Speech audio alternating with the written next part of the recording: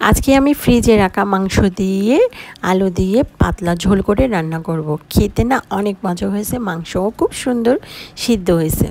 পুরোপুরি ভিডিওটা অবশ্যই দেখার জন্য সবাইকে অনুরোধ রইল। আসসালামু আলাইকুম বন্ধুরা, কেমন আছেন? আলহামদুলিল্লাহ আমি তো বেশ ভালোই আছি।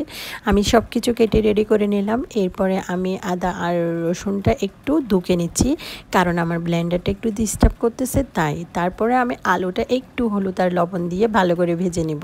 এখন আমি মাংসের সব মশলা এখন আস্তে আস্তে অ্যাড করব। ফার্স্টে আমি তেজপাতা দিয়ে দিলাম, আদা কুচি দিলাম, আদা বাটা, তারপরে রসুন বাটা, 1 কাপ পেঁয়াজ কুচি দিলাম।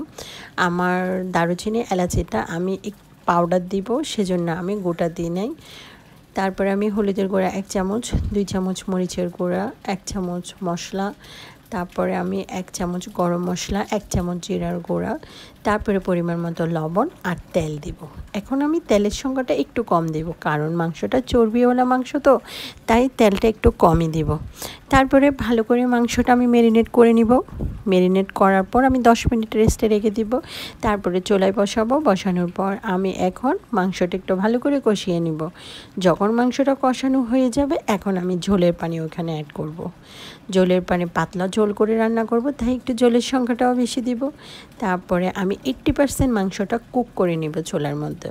যখন মাংসটা আমার 80% হয়ে আসবে, তারপর আমি ওই যে ভেজে রাখা আলু যেগুলো আছে, ওই আলুটা ওইখানে আমি অ্যাড করে দেব। অ্যাড করার পর বাকি 20% রান্না করব মিডিয়াম আছে। এখন এরপরে মিডিয়াম আছে রান্না করার পর আমার রান্নাটা কমপ্লিট হয়ে যাবে। যারা যারা এতক্ষণ আমার পুরো ভিডিওটা দেখেছেন, তাদের সবাইকে অসংখ্য ধন্যবাদ। সবাই এভাবে আমার পাশে থাকবেন। যারা আমার চ্যানেলে নতুন, অবশ্যই আমার চ্যানেলটা সাবস্ক্রাইব করতে ভুলবেন না। আজ এ পর্যন্ত সবাই ভালো থাকবেন। আল্লাহ হাফেজ।